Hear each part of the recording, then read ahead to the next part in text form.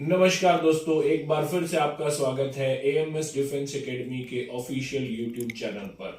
जैसा कि आपको पता है, कल यानी कि 23 दिसंबर 2021 को नेवी एसएसआर और डबल ए का रिजल्ट आ गया है और सबसे पहले रिजल्ट के regarding video AMS defence academy के चैनल पर आ रही है और यहां से अभी तक 13 स्टूडेंट्स ने रिटन और फिजिकल क्वालिफाई कर दिया है।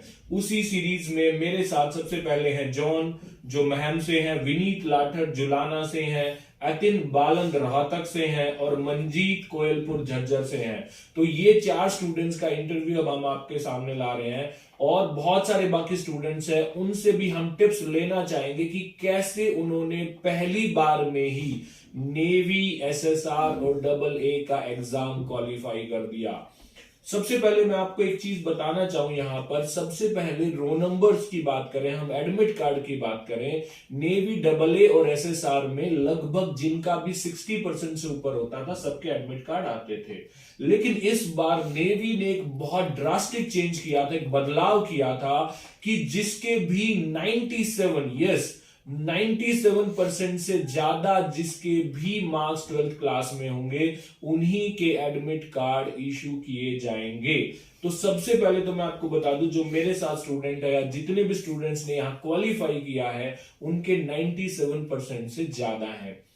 आपने ऐसा भी सुना होगा कि अब की बार जो 10th और 12th के बच्चे थे उनको थोड़ा सा एग्जाम पॉइंट ऑफ व्यू से बोला जा रहा था ये कोविड बैच है, इन्होंने मेहनत नहीं करी है, ये कोई एग्जाम क्वालिफाई नहीं कर पाएंगे। लेकिन मेरे सामने अभी जीता जागता सबूत है कि ये जो एग्जाम हुआ था, मैं बता रहा हूं आपको, जो नेवी का एग्जाम हुआ था ये इस बार नेवी ने अपने रिक्रूटमेंट सेंटर्स पे लिया था और वहां पर कोई, मुझे नहीं लग रहा वहां पर कोई इस तरह का कोई हैकिंग या किस तरह का कोई भी चांस था। और हमारे एएमएस डिफेंस एकेडमी के 13 से ज्यादा स्टूडेंट्स ने नेवी एसएसआर और डबल ए का एग्जाम क्वालिफाई किया है।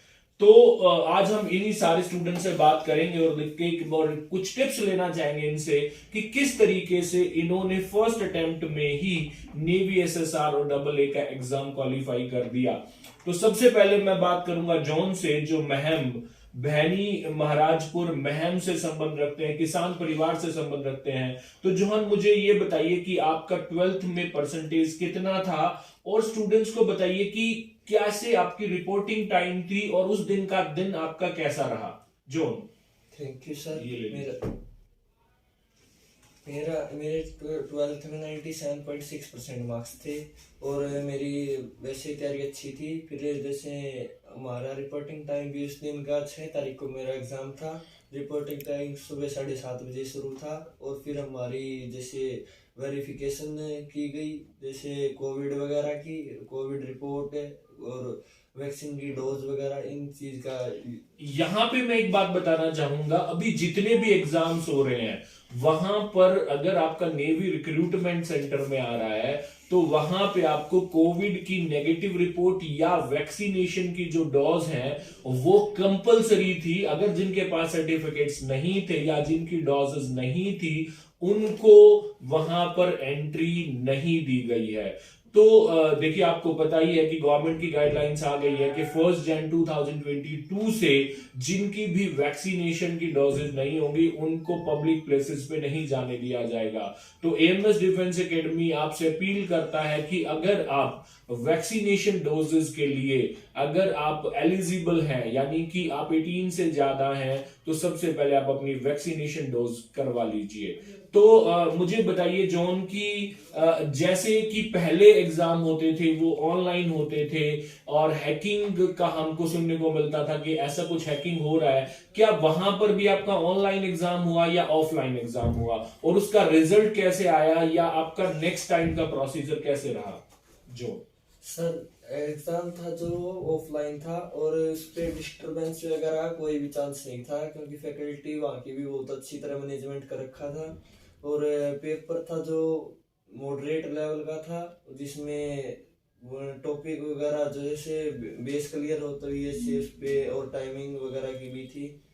और इसमें 60 मिनट में का हमारा टाइमिंग था और 100% थे।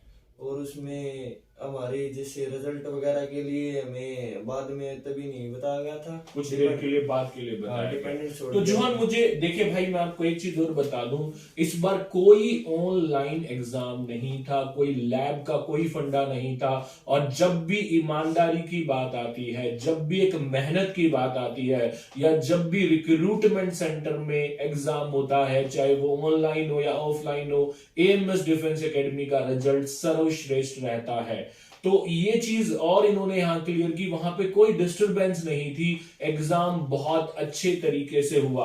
तो विनीत, पहले तो मुझे ये बताइए कि आपका सेंटर कहां था, और जैसा कि जॉन ने मुझे बताया कि वहां पर ऑफलाइन एग्जाम हुआ लेकिन रिजल्ट डिक्लेयर नहीं किया गया, तो एग्जाम के बाद आपका क्या प्रोसीजर रहा? फिजिकल रहा तो उसमें कितने मीटर था, कितना टाइम दिया गया, या क्या प्रोसेस था? हाँ, एक बार हमारे सारे दर्शकों को बताइए विनीत। सर हमारा एग्जाम था सर 6 दिसंबर को, और रिपोर्टिंग टाइम था सर 7:30 बजे। ओके। उस दिन सर सबसे पहले तो एग्जाम हुआ सर, ठीक है। उसके बाद फिजिकल कंडक्ट कराया गया सर। फिजिकल पे क्या प्रोसीजर था आपका? कितने 100 मीटर था, कितना मिनट था? फिजिकल में सर 3 राउंड थे सर, उन्होंने 3 राउंड बना रखे थे सर, ओके। उनके ट्रैक पे सर। और उस कितने मीटर टोटल? 1600 मीटर। कितने मिनट में करना था आपको? 7 मिनट का टाइम। 7 मिनट्स में था। क्या वहां पर भी कुछ स्टूडेंट डिस्क्वालीफाई हुए?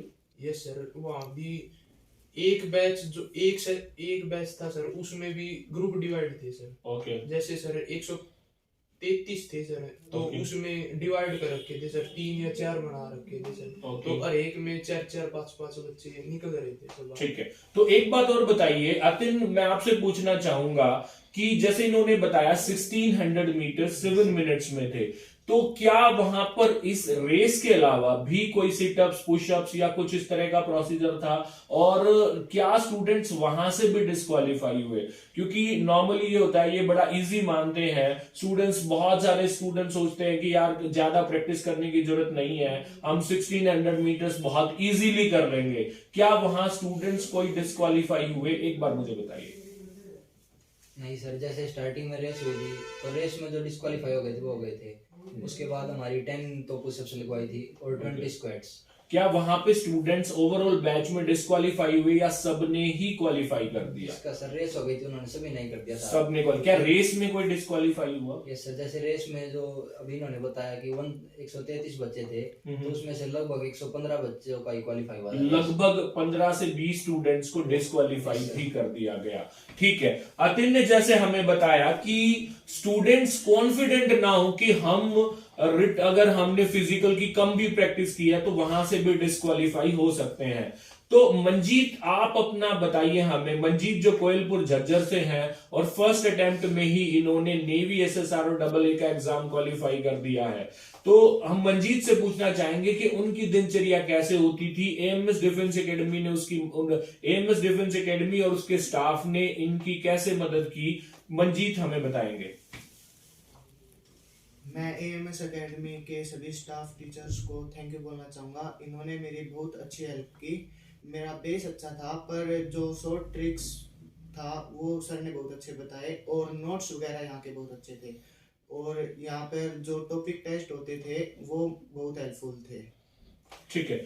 मंजीत हमें बताइए, मंजीत ने जैसे बताया कि यहाँ पर फैकल्टी ने उनकी काफी मदद की और जो नोट्स थे उन्होंने तरीके से पढ़े। जॉन, मुझे बताइए कि यहाँ के जो आपको यहाँ का जो प्रोसीजर था, यहाँ की जो पढ़ाई थी और यहाँ की जो फैकल्टी थी, उसने आपकी किस तरीके से मदद की? सर सबसे पहले तो मैं यहाँ की फैकल्टी को बहुत अच्छी धन्यवाद करना चाहता हूँ, क्योंकि उन्होंने बहुत ही अच्छी तरह मैनेजमेंट से और अच्छे लगन से हमें पढ़ाया। उसके बाद जैसे हम घर पे जाके अपनी सेल्फ स्टडी करते थे, उसमें हमारे डाउट अपने आप ही क्लियर होते चले जाते थे। फिर भी जो भी डाउट रहते थे वो टीचर हमें आके 2 बार या 3 बार जैसे समझाते थे, जब तक समझ में नहीं आता था, और हमारी बहुत मदद करते थे। और इनका व्यवहार भी सभी बच्चों के साथ बहुत अच्छा रहता था, और डायरेक्टर सर भी बीच बीच में क्लास में आकर सभी बच्चों से अपनी प्रॉब्लम डाउट वगैरह पूछते थे, और मैनेजमेंट भी बहुत अच्छा रहा। ठीक है। विनीत, जैसे कि अगर हम नेवी एसएसआर AA की बात करें तो फिजिक्स और मैथ का एक फोबिया है, कि फिजिक्स और मैथ। तो फिजिक्स का हम आपसे पूछना चाहेंगे कि फिजिक्स को आपने किस तरीके से टैकल किया, उसका टाइम मैनेजमेंट या क्वेश्चंस को आपने किस तरीके से किया, ताकि जो एस्पिरेंट्स हैं अभी तैयारी कर रहे हैं, नेवी की तैयारी कर रहे हैं, एनडीए की तैयारी कर रहे हैं, एयरफोर्स की तैयारी कर रहे हैं, तो उनको क्या आप टिप्स देना चाहेंगे रिगार्डिंग फिजिक्स? सर सबसे पहले तो मैं एएमएस एकेडमी का थैंकफुल हूँ सर, मेरी इतनी अच्छी तैयारी करवाई सर। सर 12th का रिजल्ट आते ही सबसे पहले मैंने एएमएस एकेडमी में एडमिशन लिया सर।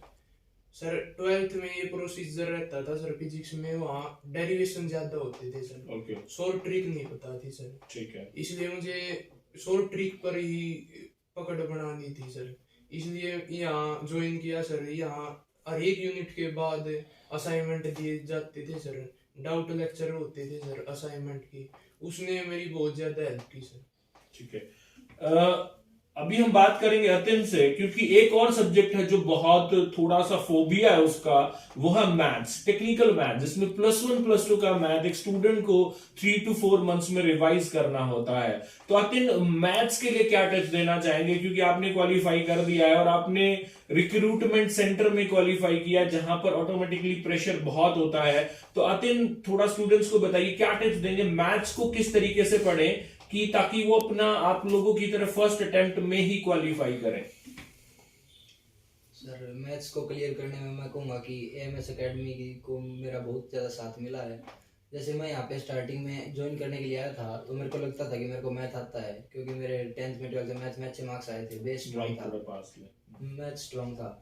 लेकिन फिर यहाँ पे टॉपिक टेस्ट होते थे, तो टॉपिक टेस्ट में देखा कि क्वेश्चन सारे आते हैं, लेकिन फिर उनको करने का टाइम नहीं मिला सर।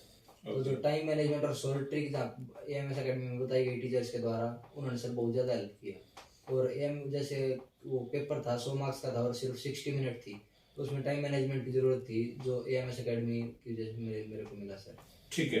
तो जैसा कि अतिन ने बताया कि स्टूडेंट्स सिर्फ फोकस ना रहे कि उनका बेस बहुत स्ट्रॉन्ग है, टाइम मैनेजमेंट पे भी काम करें और साथ साथ प्रैक्टिस सेट साथ साथ करें।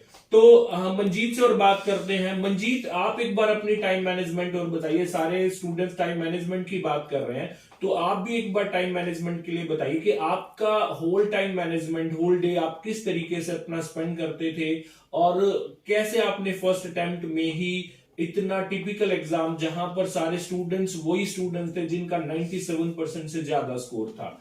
मंजीत। एएमएस एकेडमी में मैं लगभग 5-6 घंटे की क्लास होती थी, जो कि बहुत अच्छी तरह पढ़ाते थे माइक पास रखिए और जो कि बहुत हेल्पफुल थी, और इन्होंने बहुत अच्छी तरह पढ़ाया। इसके बाद एक्स्ट्रा पढ़ने के लिए बुक्स मिली, नोट्स मिले एकेडमी के द्वारा, जो कि बहुत हेल्पफुल थे, और बहुत सी शॉर्ट ट्रिक भी अच्छी तरह दी गई थी और इससे बहुत ज्यादा हेल्प मिली। ठीक है।